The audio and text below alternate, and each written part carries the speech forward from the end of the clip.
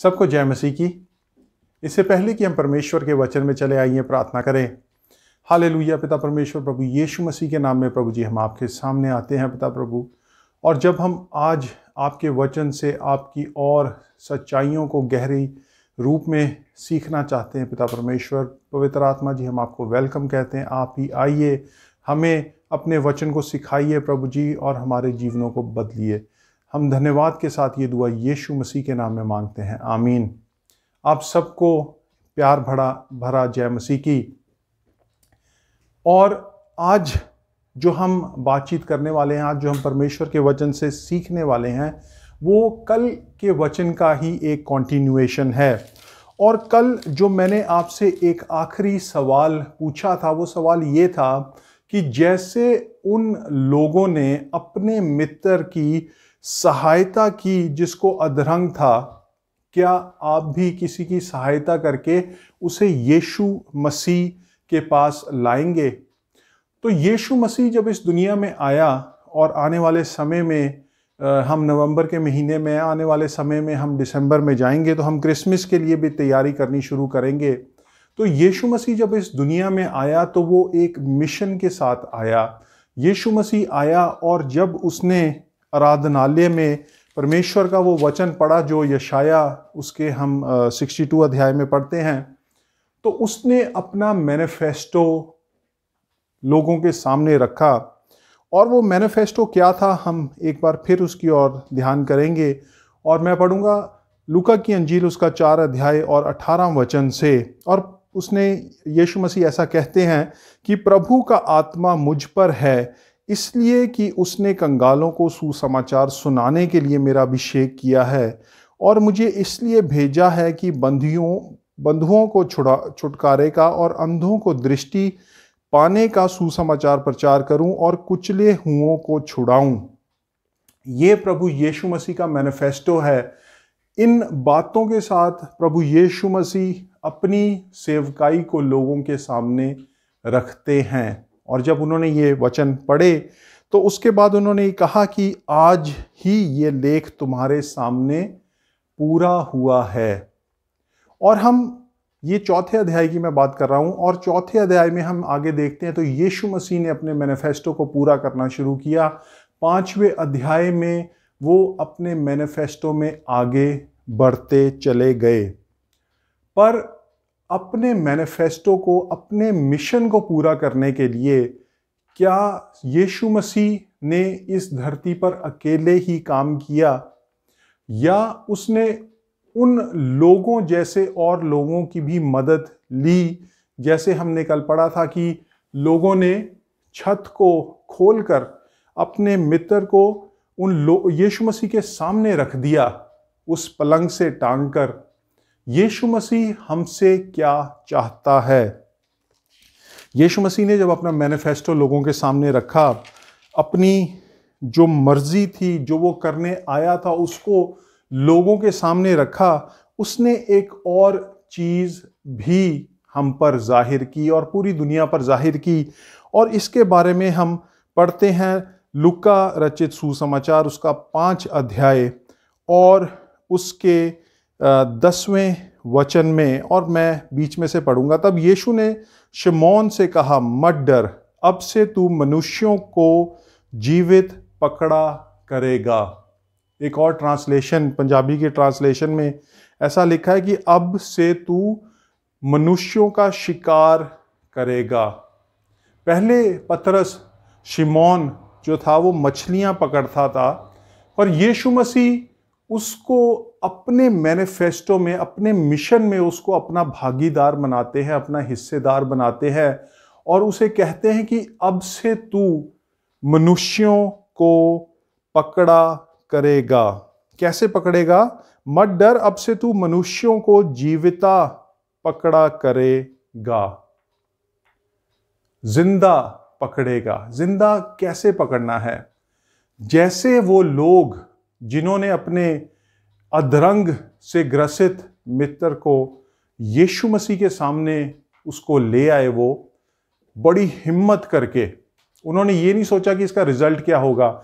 जब हम यीशु मसीह के पास जाएंगे, कहीं वो हमें ये तो नहीं कह देगा कि तुम बाहर लाइन में जाके खड़े हो और जैसे बाकी सारे लोग आते हैं वैसे ही आओ। उस घर का जो मालिक था वो उन लोगों से नाराज तो नहीं हो जाएगा कि तुमने मेरा इतना नुकसान कर दिया, पहले इस नुकसान को पूरा करो और फिर यीशु मसीह से अपने मित्र के लिए तुम चंगाई प्राप्त करो। यीशु मसीह ने उन्हें नहीं डांटा कि तुमने ये नुकसान कर दिया, परंतु यीशु मसीह ने उनके विश्वास से प्रसन्न होकर उस अधरंग के ग्रसित को, उस पैरालाइज्ड मैन को चंगा किया और वो लिखा है कि वो परमेश्वर की प्रशंसा करता हुआ चला गया। यीशु मसीह आज हमसे क्या चाहता है? यीशु मसीह आज आपसे क्या चाहता है? यीशु मसीह चाहता है कि आप उसके मिशन में, उसके मैनिफेस्टो में उसके भागीदार बने। क्या उसका मिशन है? क्या उसका मैनिफेस्टो है? अगर हम लूका रचित सुसमाचार उसके 15 अध्याय में चले तो वो 3 अलग अलग कहानियां हमें बताता है। और जो पहली कहानी है वो एक ऐसे मनुष्य के बारे में है जिसके पास 100 भेड़ें थीं। और बाइबल में लिखा है कि यीशु मसीह जब उनको बताता है कि उनमें से 100 भेड़ों वाले की एक भेड़ खो गई, तो वो जो अपनी 99 जो उसकी 99 भेड़ें थी उनको छोड़कर वो उस एक भेड़ के पीछे गया और उसको तब तक ढूंढता रहा जब तक वो उसे मिल नहीं गई। और जब वो उसे मिल गई तो वो इतना खुश हुआ कि उस भेड़ को उसने उठाया और अपने कंधे पर रखा और उसे लेकर घर आया। और जब वो घर आया तो उसने अपने मित्रों से और अपने पड़ोसियों से कहा कि आओ और मेरे साथ आनंद मनाओ।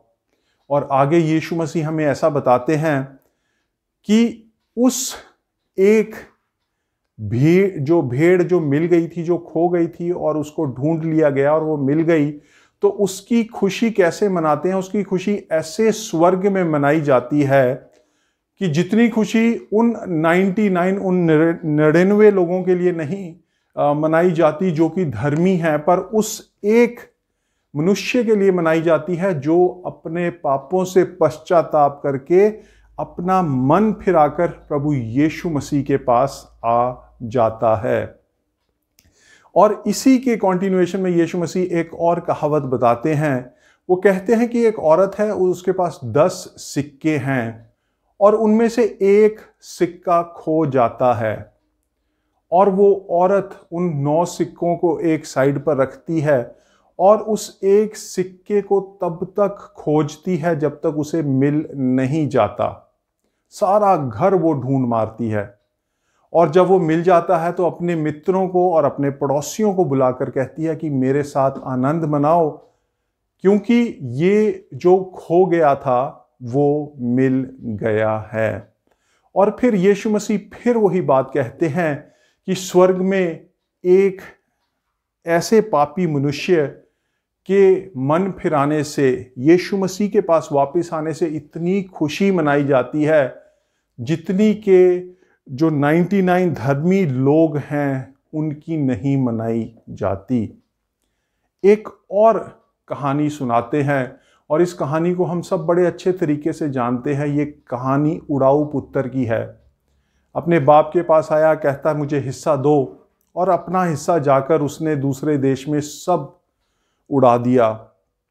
एक पापमयी जिंदगी जीने में सब कुछ उड़ा दिया और जब बिल्कुल बेहाल हो गया, बिल्कुल कंगाल हो गया, बिल्कुल हेल्पलेस हो गया, तो उसके दिल में आया कि मैं वापस चलता हूँ पिता के पास। पिता को बोलूँगा कि मैंने अपना अधिकार, जो तेरे पुत्र होने का अधिकार तो खो दिया है, परंतु अब मुझे अपना नौकर करके ही रख ले।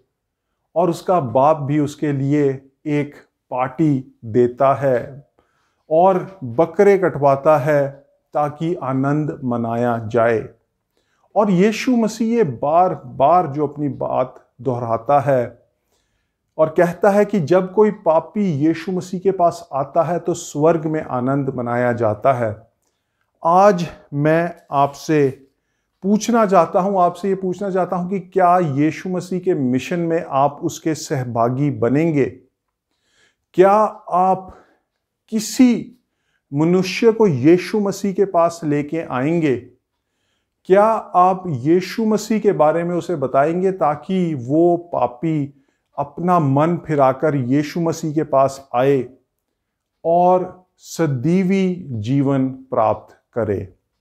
यीशु मसीह किन के लिए आया? यीशु मसीह आया कंगालों के लिए, अंधों के लिए, बंधुओं के लिए, निर्बल लोगों के लिए। हम आसपास जब अपने आस पड़ोस में, अपने रिश्तेदारों में और जगह जब हम देखते हैं तो हमें ऐसे बहुत सारे लोग दिखाई देते हैं।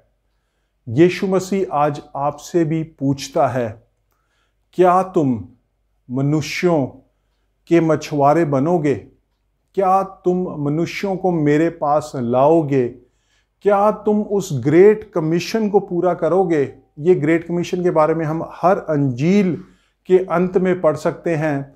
और जब हम जो बुक ऑफ एक्ट्स है, प्रेरितों के काम है, उसके शुरुआत में हम इस ग्रेट कमीशन के बारे में पढ़ सकते हैं। अगर हमने इन बातों पर पहले ध्यान नहीं किया तो आज हम ज़रूर इन बातों के बारे में सोचें। अगर हमने कभी भी इस बारे में नहीं सोचा या हमें डर लगता है तो हम प्रार्थना करें कि परमेश्वर हमें वो हिम्मत दे, वो ताकत दे, वो बल दे, ताकि हम परमेश्वर के साथ सहभागी होकर, यीशु मसीह के साथ सहभागी होकर उसके मिशन को इस दुनिया में आगे बढ़ाएं। प्रभु आप सबको बहुत आशीष दे। आइए हम प्रार्थना करें। पिता परमेश्वर, प्रभु धन्यवाद के साथ प्रभु हम आपके सामने आते हैं प्रभु जी, और आपसे हिम्मत और ताकत मांगते हैं मेरे परमेश्वर, ताकि हम आपके मिशन को प्रभु जी इस दुनिया में आगे बढ़ाएं प्रभु जी। और हम यीशु मसीह को प्रभु जी कंगालों के साथ बांटें, हम यीशु मसीह को प्रभु जी अंधों के साथ बांटें, हम यीशु मसीह को प्रभु जी बंधुओं के साथ बांटें प्रभु जी। हम यीशु मसीह को प्रभु उन लोगों के साथ बांटें जिनको उसकी ज़रूरत है प्रभु, ताकि वो उस सदीवी जीवन को प्राप्त करें प्रभु, और उनकी इस दुनिया में भी जिंदगी का जो एक लेवल है वो बढ़ जाए प्रभु जी। हम धन्यवाद के साथ ये दुआ यीशु मसीह के नाम में मांगते हैं, आमीन। प्रभु आप सबको आशीष दे। जय मसीह की।